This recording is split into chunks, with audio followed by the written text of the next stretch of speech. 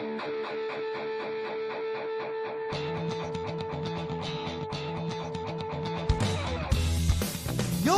listening to the Let's Go Buffalo podcast, your new favorite podcast for everything Bills and Sabres.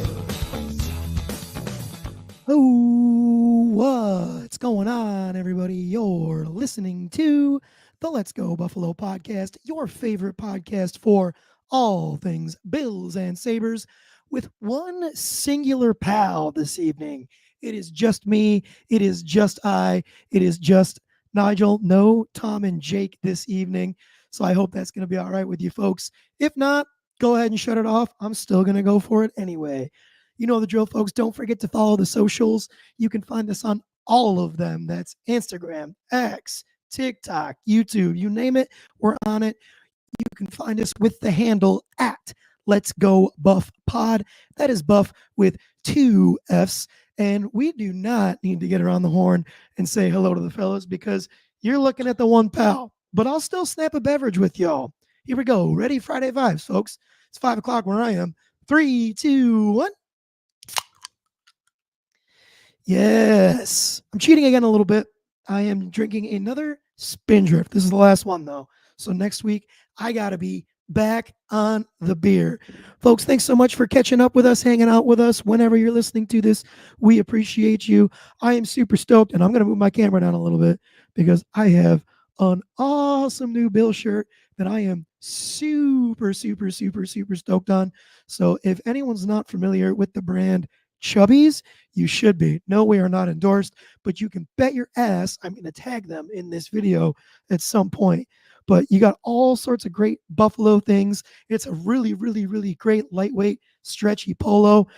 If you're a huge dork that golfs, this is probably a great shirt for that. I wouldn't know because I have a life. But yeah, man, just a really great shirt. You got all sorts of Buffalo related things. This is weird because I'm looking at myself in the camera. I'm not going to point because I'm going to screw it up. You got snow shovels in the snow. You got, damn it, I did it wrong. Chicken wings that are on fire. You got a football here, the AFC logo, the Bills logo here, and then somewhere on here, you can't quite see it. Yeah, you've got, oh my God, this is so weird. You've got the folding tables and stuff over here. So you can only see that if you're on YouTube, but Chubby's has a killer Bills polo that's out right now, and it is awesome. Couldn't wait to wear it for the pod. But that's enough fashion advice from Nige. Let's get into the meat of it, folks. We're going to start with the Sabres. Since the last podcast, the Sabres are 1-1, which feels crazy because it's been a minute since we podcasted. The Sabres, the gaps right now between the games are outrageous. It's got to be because they started those 2 games in Prague way before everybody else was playing. So they're just trying to get the games to be somewhat the same. But yeah, huge gaps between games right now. But 1-1 since the last podcast. We beat Detroit 5-3. Honestly, it was a really solid game all the way around. I thought finally good to see the power play get going a little bit. That power play goal was scored by Jason Zucker. Shout out to Jason Zucker. He's been playing his absolute ass off, man. Great 2-way game right now. Really like what I'm seeing from Jason Zucker. But yeah, I mean, that Detroit game, I just felt like we had them on their heels for most of the game. That was a goalie, Lions, for them that had been absolutely unbelievable in the couple games prior. Like, I believe a shutout and then allowing 1 or 2 goals in one game, and that's it. His numbers have been crazy on the year, and putting up 5 goals on him was really awesome. Good for the boys. On the other end of the ice, UPL played a really solid game, I thought. Things got a little bit tense towards the end. We almost gave up what probably would have been the tying goal. It was very close, but defense held strong. UPL stood on his head, and we ended up pulling out the dub there. A couple other great notes for that game.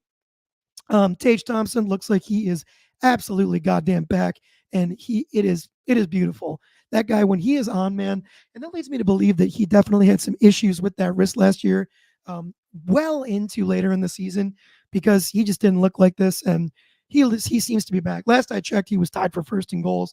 I'm sure that isn't the case anymore since it's been so long since he's played, but Tage seems to be back, and that's huge for the offense. This is kind of a small thing, but it could matter. Hockey's weird, man, and the way that players, get on the right track or get off the right track too. It's just little dumb things. did have Jack Quinn score that empty net goal. It was an absolute just desperation clear attempt in what was a crazy end of game moment. But maybe that's just enough to sort of, open the floodgates a little bit for him. I think the success of this team this year, regardless of what everybody else does, and we're seeing great things from guys like McLeod and Zucker, and Peyton Krebs looks great, and Jordan Greenway looks great. But you're going to hear it from me, and I don't know if I'm sure I'm not the first one to say this, but if Jack Quinn and Dylan Cousins don't get going, this team isn't going to make it. It's not going to be a playoff team.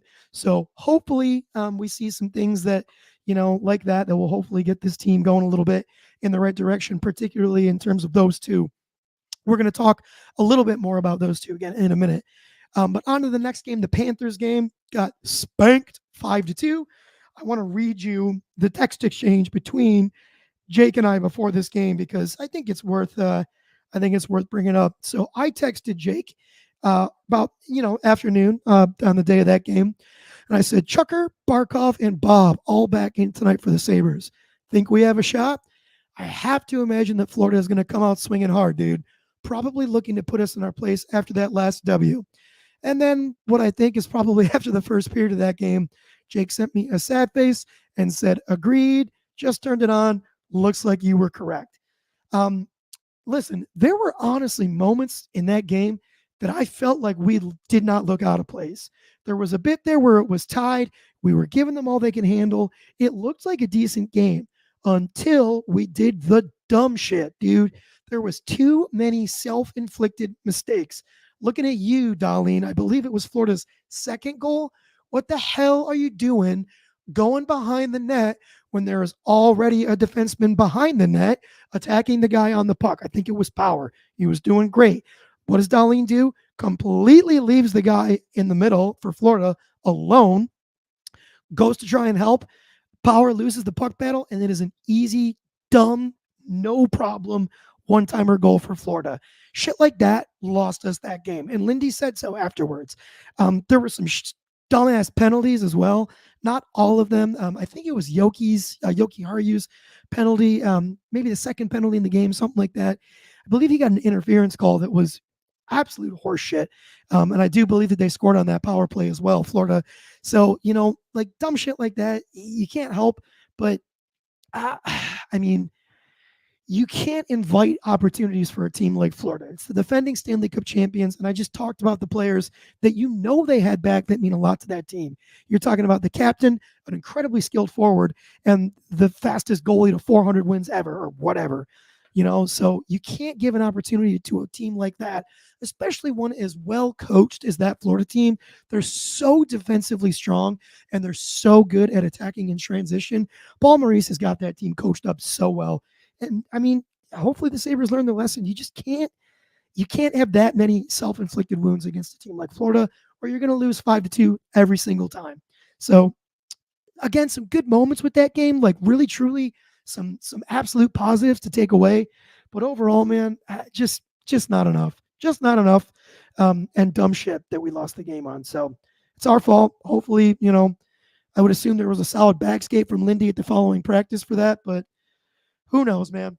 So hopefully we can clean some of the self-inflicted stuff up. Just some general notes for the Sabres. We're looking at some line changes that are going to be coming. Lindy Ruff the other day in practice put together some new lines, and I think they're going to be positive. And honestly, I think the whole reason for the changes is to hopefully get Cuzzy and Quinner going a little bit. So going into the game tonight against the Islanders, which is going to start very soon here, we're looking at, and we're going from left to right, line 1 through 4. Peterka, Tomer, Tuck, line 1. Line 2 is Greener, McLeod, and Cousins, Greenway, McLeod, Cousins. Line 3 right now, Zucker, Krebs, and Quinn. And then the other one, the fourth line right now, Mallinston, Lafferty, and then NAK with Kulik rotating in there in practices. I'm going to tell you all right now, I absolutely love these moves. Cousins played wing at the Worlds just recently this past offseason and had like 10 goals in 8 games or 8 goals in 10 games, something crazy like that. His numbers were nuts, and he played the wing in that tournament. So I think this is awesome. you could I here's the thing that's a bummer. There's a lot of negatives that are getting highlighted right now, and that's that okay, Cousins doesn't look like he can play in the center, and Quinn's getting put down to the third line or demoted down to the third line. Can we take a second and maybe acknowledge the fact that Ryan McLeod has played his absolute ass off and deserves this promotion to the second line? Maybe we're sitting on a second line center diamond in the rough, and we had no idea, man. But let's not pretend that McLeod hasn't looked awesome this year, along with Greenway. So I'm totally okay right now with those two guys getting a bump up to the second line. I think a line of Greenway, McLeod, Cousins, given the way Greenway is playing right now, could be very potent. You got three very fast, very strong guys on that line. So that's super interesting to me. And then, not for nothing, I already gave Zucker some flowers, but I'm loving Peyton Krebs getting this little opportunity here, this little promotion. I think it's super well deserved. He's been busting his ass as well and has looked great. And I don't look at it as a punishment for Quinn to be on that right wing there. I think this is also a pretty solid looking line. So I'm super intrigued. The one thing that makes me a little bit nervous right now, and I would imagine he's probably going to end up being scratched again, which I don't love because it probably feels a little bit like a punishment for him, and it's not a deserved one. But I don't like Kulik rotating in on that fourth line right wing. He's not a bottom six style player. On the flip side of that, I don't know where you put him outside of that right now. Greenway deserves to be in the top six where he is with McLeod and Cousins. Him and McLeod have developed some good chemistry so far, so I like not splitting those two guys up. It's a bit of a weird situation right now. Kulik honestly feels like kind of an odd man out, but we'll see what goes on with that. I'm going to withhold judgment on that because I want to see how it all actually shakes out. But all in all, folks, what do I know? I'm just an idiot screaming into a microphone, but I absolutely love this move by Lindy. I think it's a great veteran coaching move. I think it gives other guys looks that they deserve, and I think it shakes things up just enough for a guy like Cousins where I think he could absolutely flourish. I feel pretty confident. I'm going to put some money down on Cousins to score tonight. I really like the idea of him on this line with McLeod and Greenway, with McLeod centering. So 2 thumbs way up from there, from me, on that right now. Next couple of games that you'll see from the Sabres here, playing tonight, Friday, November 1st at 7 p.m. Eastern time, should beat the absolute wheels off these guys. They are middling just like us in terms of their record. Again, I give us a little bit of grace with our record given those 2 games in Prague. I think those were tough. So we've got 2 more losses in there that I think we honestly deserve. 2 more losses than I think we deserve. But this Isles team doesn't look great right now. They're struggling. Should beat the piss out of those guys. Detroit again tomorrow, Saturday the 2nd at 7 p.m. Eastern time. Looking for a rinse and repeat of that first game. Keep the shot totals high. Light up Lions. Just do exactly what you did before. You've already got the blueprint on how to beat them. And then Tuesday, we play Ottawa for the first time this season at 7 p.m. Eastern time. This is going to be man. I'm predicting a win here. I'm predicting a nice little win. I'd like to see a nice little 3-game win streak here with these next 3 games. That would be amazing. This Sens team is one that is in the same bucket as us, meaning hasn't been great the last several years and is supposed to be, and I put it in air quotes, taking that step and just has simply not done it yet. So if the Sabres are looking to be viewed as a team that's to be taken seriously and is going to start to, make a change with this organization and the absolute despair that we've been through the last 13 years, this is a team that you need to beat. It shows that you have taken the step beyond these guys and you're no longer in this bucket. So I think this is a really important benchmark win for this team. And then the game after that, I didn't put it, write it on here because I think we'll have a pod before that game. But you want to stack some wins against these 3 teams here, Isles, Detroit, and Sens, because that next game is against the Rangers. So that's an absolute wagon of a team. You want to go into there feeling good. A nice little win streak would be great. Hell, I would even take a 2-game win streak going into that. But please, for the love of God, don't lose 3 straight to 3 teams that you should be and then go into New York, because that is going to suck. And I think right now, that's all I've got on our wonderful Sabres here. Going to take a quick swig. Yes. All right. The Bills, baby. The Bills defeated the Seattle Seahawks this past weekend, 31-10 in Seattle at Lumen Field. And my note right here says, I mean, dot, dot, dot, dot, dot. What was there not to like? I'm sure you could find a couple things if you put a fine tooth comb through it, but I absolutely loved the way this team looked on both sides of the ball, particularly offensively. Let's get into it. Josh Allen, dog, 24 for 34 for a 71% completion rate, 2 passing touchdowns, 1 INT. He did finally break the INT streak, which is a bummer, but the INT was not his fault. Coop looked like he slipped at the top of the route. And honestly, it looked to me like Josh saw that and tried to take some edge off that ball, tried to take the heat off, but he was just too far through in his passing motion, couldn't get off the ball. Whatever, doesn't matter. I'm not going to fault him for it too much. He ended the day with a passer rating of 102.9, and you take that 10 times out of 10. He also added 25 yards on 7 rushes, which is just a little bit under 4 yards per carry. Josh Allen, baby, back to looking like he did weeks 1 and 2. Good, smart decisions. And when I say good, smart decisions, I mean, once again, taking what the defense is giving him.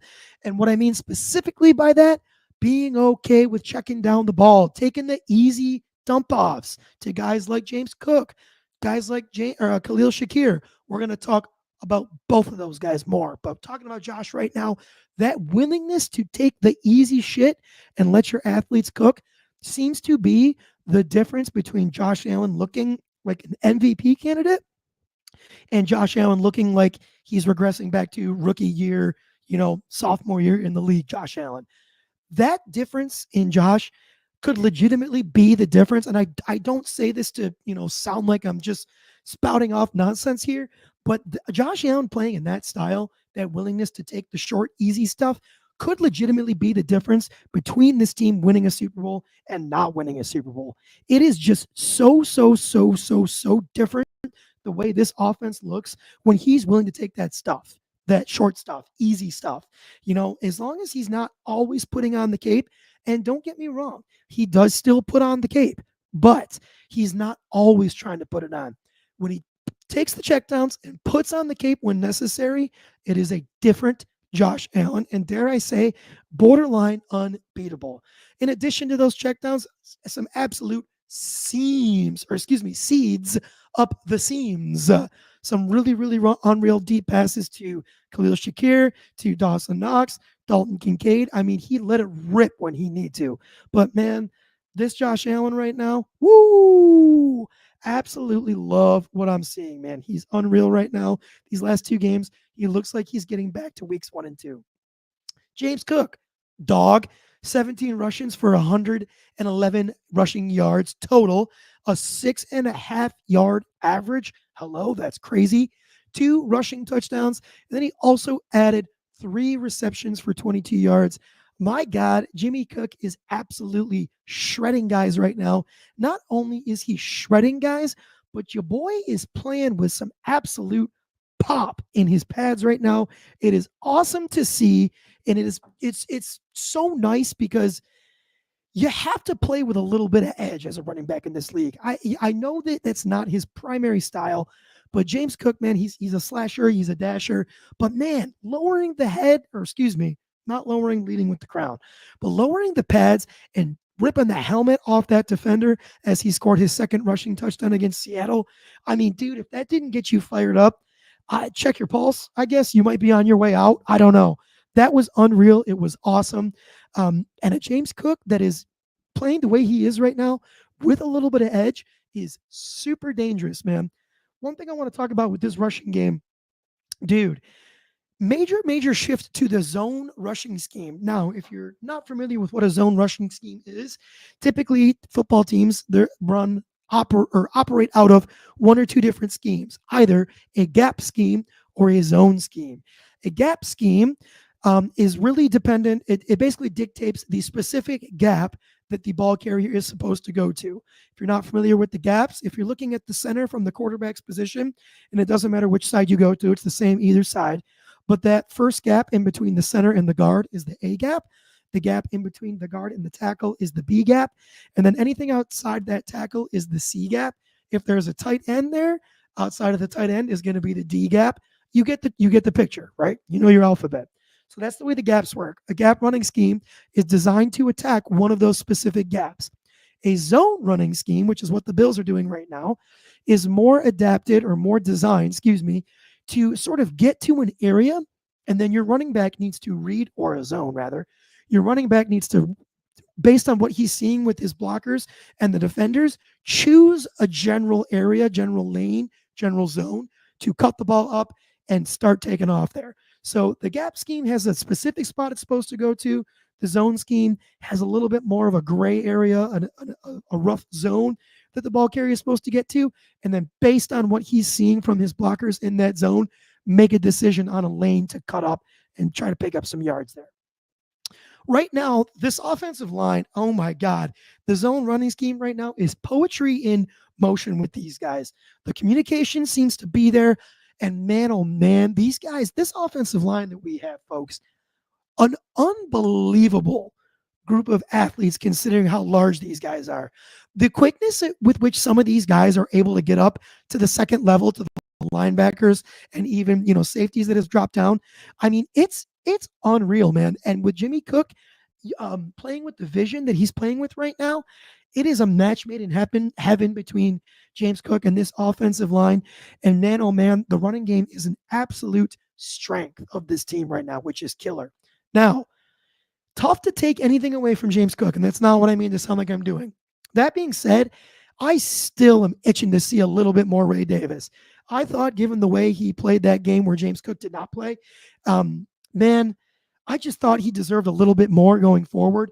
And I still think it's, I don't know, it's hard, man, because with James Cook playing the way he is right now, you don't want to look to take touches away from him. But man, I still think there's that ability to be even more of a 1-2 punch with those two.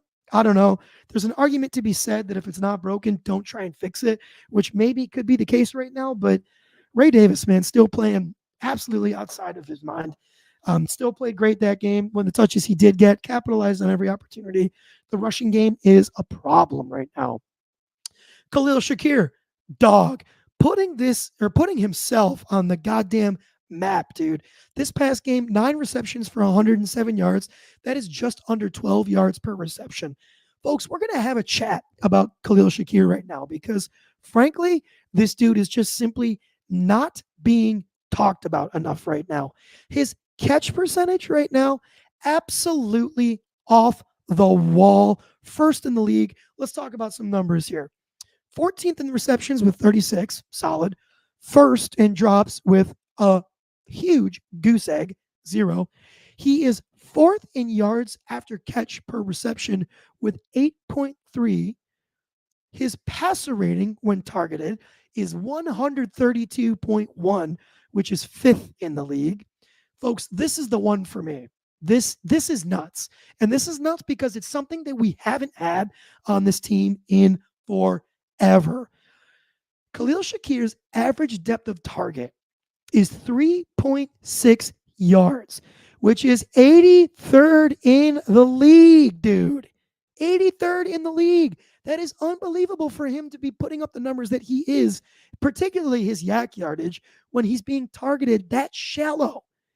Guys, Khalil Shakir is a legit, and I mean legit as hell, slot weapon for this football team. He is going to be regarded as an elite slot weapon before too long here. His catch reception is unbelievable right now. He's missed one catch this year, and it was marked as an uncatchable ball. It didn't even count as a drop. Khalil Shakir, folks, we are fortunate. Shout out Brandon Beane for scooping this guy in the 5th round. Can't believe the league let this guy go to the 5th round and go to the Bills. Absolutely unbelievable. Khalil Shakir is turning into a dominant player right before our eyes, and it is awesome because it looks like he could very well end up being the safety blanket for Josh Allen going forward. Keon Coleman, dog. 5 catches for 70 yards. That's about 14 yards per reception. An unreal tutty over Reek Woolen. And I mean, get skied, Reek. Let's talk about that play for a minute. Go back to the play prior to the touchdown. Josh Allen goes at Keon Coleman, covered by Tariq Woolen on the opposite side of the end zone. to Reek Woolen, Reek Woolen, goes by Reek now. Reek Woolen gets the better of Keon Coleman, makes a great defensive play. And then when the play is over, walks back to the huddle, talking all of that shit, dude. And I mean all of that shit. Keon Coleman very quietly walks back to the huddle, goes about his business. The next play, baby, almost the exact same thing. Or it might have been 2 plays later. It might have been a rushing play in there. Can't remember. Doesn't matter. The next passing play, opposite side of the end zone, almost the exact same play. Josh Allen throws up a beautiful fade ball for Keon Coleman, covered once again by Reek Woolen. What does Keon do? Goes up with one hand, rips it away from Reek, looks at him, says a couple words, wish I knew what they were, and then gives him a friendly little pat on the head. Good job, son, because now I'm your father. Get absolutely fucked, Reek. Take your shit back. Oh my God, that was so satisfying. You're going to talk all that game and then get absolutely big dogged? See you, dude. Here's the cool thing about that, too. If you were going to select probably one of the better, arguably the best, you can make a case that he's the best, like physically built cornerback to go up against a guy like Keon Coleman. You could make a case that the best guy for that job is Reek Woolen. For Keon Coleman to absolutely sky him like that, rip that ball away, and then give him a sweet little pat on the head. Good job, son. Damn, dude. Keon Coleman is looking like he could be an absolute problem. Not only he himself, but the chemistry that he is developing with Josh Allen. I mean, let's not sit here and act like for a moment that Josh Allen doesn't have complete trust when he throws that ball to Keon Coleman. He is asking a lot of him with some of these contested catches and doesn't give a shit who's covering him, dude. If this is what it seems like is going on right now, if Keon's one-on-one, there's a real good chance he's going to get a target because he's just big dogging guys right now. It's awesome. Really, really, really, really great game from those 2 wide receivers in particular. Couple quick other shout outs here. Dawson Knox, 2 receptions for 50 yards. They were both dots from Josh Allen. Kincaid, 4 receptions for 31 yards and an absolute seed of a reception from 17 for a touchdown in the back of the end zone. That was absolutely stunning. Folks, the offense looked absolutely unreal. One thing I want to point out here, social media this week revealed a lot of people freaking out. Oh my God, where's Amari Cooper? Blah, blah, blah, blah, blah, blah, blah.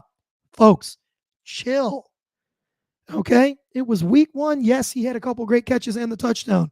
That was an outlier, right? That doesn't happen normally. Okay? He got 2 targets. One was for the INT, slipped on the route, whatever. Let it go. Okay? Let it go. The 1 target he had was only for 3 yards. It is okay. At the very least, teams have to pay attention to Amari Cooper and look at what it's doing for Khalil Shakir, for Dalton Kincaid, for Keon Coleman. Amari Cooper is helping this team even if he's not showing up in the box score. Relax. The chemistry with Josh will get there. He'll get his targets. Chill. It's going to be all good. And also, we hung up 41 points. Stop trying to find faults in this football team. Stop it. Enjoy the ride. Enjoy the fact that we went up into what is widely considered one of the toughest away stadiums in the NFL, turned it into essentially a home game, if you ask Geno Smith, and hung up 31 points. Relax. Enjoy it. Let's talk defensively on this for a second in that game. Really great game defensively. I thought particularly from the front 7, man, oh man, oh man, oh man. We talked for a while about how we were worried about Kenneth Walker being able to gash this team. Nope. See ya. Who cares? Barely did anything. Barely heard his name all game. Was a complete and utter phantom. I mean, who cares? Unreal game from Greg Rousseau. Woo, Greg Rousseau. That first drive, batting down 2 balls like that. My God, man. Greg Rousseau played an unreal game. Not a ton showing up in the box score, but just impacted, man. He impacts the football game.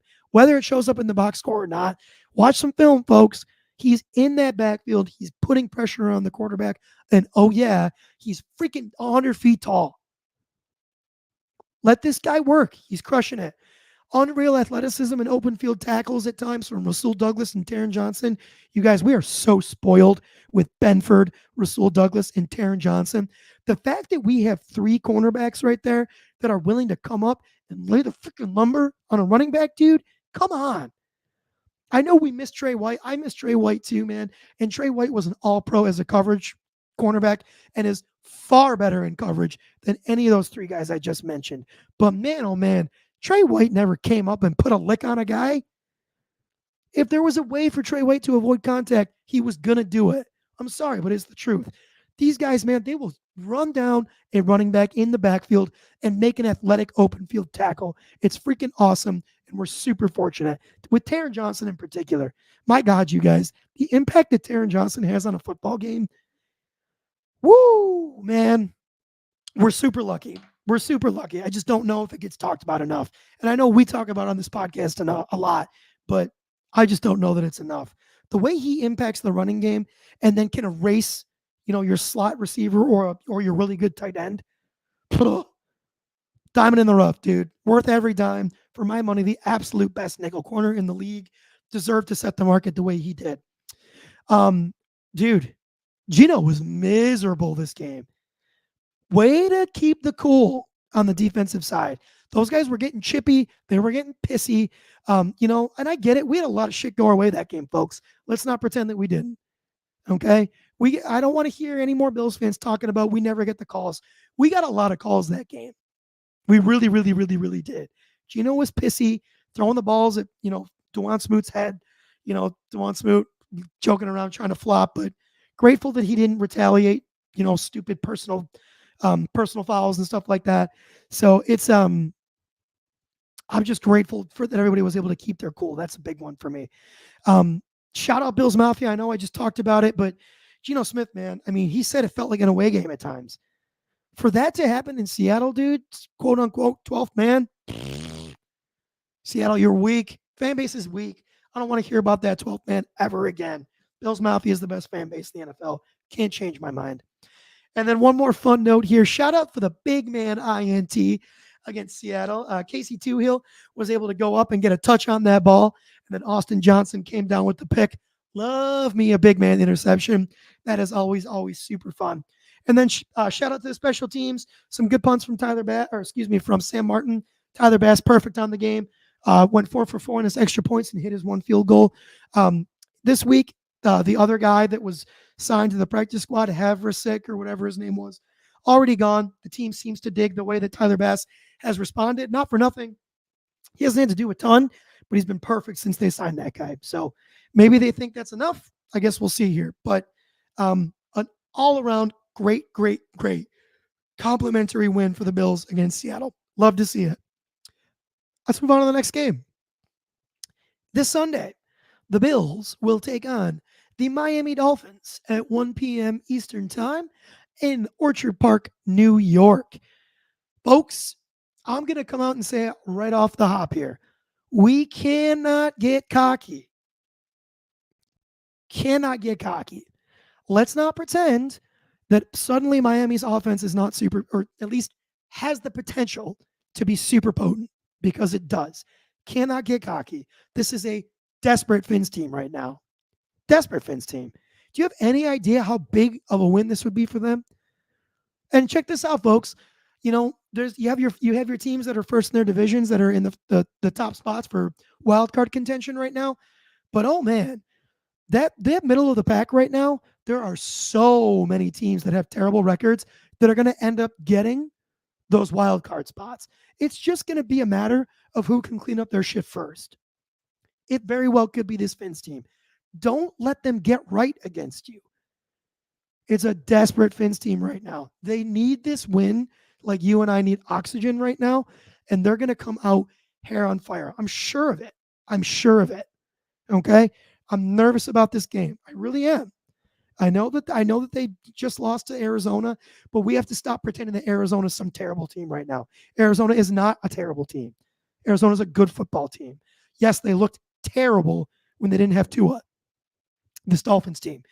But the moment they got him back, it looked like a completely different team. And now he's 1 week further coming back from the concussion. That's one more week of practice reps, one more week of reestablishing chemistry with Jalen Waddle and Tyreek Hill, who, let me remind you, are about 10 times faster than anybody we have on the football field. Okay? You have to do your 111th defensively. Okay. Tua still looked good last week. Okay. So some more keys here. Keep the cap on him. Same as always. You got to keep the cap on Tyreek and Jalen Waddle. Don't let those guys get behind you, because if they do, Tua is going to throw them a beautiful ball and you are going to look stupid because it will go for a 70-yard touchdown. You need to make sure that you keep executing here, or rather, keep forcing Miami to execute. The way that Miami wants to win is to have, drives that are 3 plays long and went for 80 yards. That's how they want to win football games. If you force Miami to put together 10, 12 play drives, they're going to fuck up. They're not built for sustained long drives, or at least not a lot of them. Take away the first read. Tua's throwing to his first read 70% of the time this season. Take it away. Okay, you have to know where that first read is going to be. 9 times out of 10, it's going to be Tyreek Hill. Okay, and those situations, you have to be able to at least get a hand in there. Defensive line, arms up on this guy. Chances are, with our pass rush, which isn't known for getting there crazy, crazy, crazy, crazy quick. Okay, sacks are probably going to be a non-existent thing this week. Be okay with that. Okay, be okay with that. It's not the end of the world. Tua gets it out in under 2.5 seconds. A lot. Super difficult to get home there, but get your arms up. Knock those balls down, because if he's getting the ball out in under 2.5 seconds, I know it's still Tyreek Hill, I know it's Jalen Waddle, but that ball isn't that far down the field. It's not going to be a crazy arc on that throw. Get your arms up, bat some of those balls down. And then, folks, we got to be prepared to concede some yards in the run game. That's the way this Bills defense is designed. Okay, you're never going to put 3 linebackers out there. It's just not going to happen. You're never going to see them willingly or seek to take off Taron Johnson. Okay, chances are we'll concede some. Be okay with it. Okay, it should be okay. Again, if they break a big run, you just got to get to the next drive and put the cap back on it. Okay, short memories for the defense for this football game, and you're going to come out with another dub. You just got to do your job. Don't get lost in the hype. Don't get caught in the desperation from Miami. It's going to be all good. Okay, but those keys defensively, those are going to be the ones. Offensively, we just need Josh to keep doing more of the same. Be willing to take those 3-yard shots to James Cook and Khalil Shakir and let those guys work. Let them get the yards after catch. And then keep the running game going, man. This running game right now is opening up so much in the passing game, particularly when it comes to play action. Josh Allen's passer rating off play action against Seattle was like 130 something. We love that. Keep that going. Okay, and you keep that going by establishing that run game early and often. So I'm hoping to see us get back to that, folks. That we there it is. We've laid it out here, broke it down a little bit. Some score predictions here for this Bills game. I do have them from the guys. So we'll start with Tom. Tom is predicting 27-24 Bills dub. Jake is predicting 24-20 Bills dub. Please don't hate me. This feels like a bit of a trap game for the Bills. It really does. Divisional games are weird. Divisional games are super weird, and they're weird because there's too much familiarity with everybody. I've got the Bills dropping this one 34-28. Now, I'll also say, to piggyback off that, in the long run, if we lose on Sunday, I don't really think it's going to matter that much, because I think the Bills beyond that game will continue to stack wins, and I'm not positive that Miami's going to. But this does feel like a trap game. Trust me, folks, you know how I am. I desperately hope I'm wrong. I would love to come back and say, oh boy, was I wrong. Love that I was wrong. But call me jaded. I don't know. This just feels like this feels prime for a Bills drop here, for a Bills loss to me. So again, hopefully I'm wrong here, but I'm saying 34-28 Fins. I'm picturing that offense getting hot. Bills offense will probably still be hot, but I don't know. I don't feel great about this one in the sense that I wish that I did, or in the way that I wish that I did. So, but folks, there we go. It's all out there. If you wouldn't mind sharing this podcast with friends, family, anybody that you think might enjoy the podcast, we appreciate you all. And with that, I am going to take off. Folks, go Bills. We'll catch up with you next time. Thank you all from the bottom of our hearts for spending some time with us. Please give us a like and a follow on Instagram, X, TikTok, and our YouTube channel at Let's Go Buff Pod. These are my pals, Jake and Nigel. My name is Tom, and you're listening to the Let's Go Buffalo podcast. We're sending you love wherever you are. Go Bills, go Sabres, let's go Buffalo.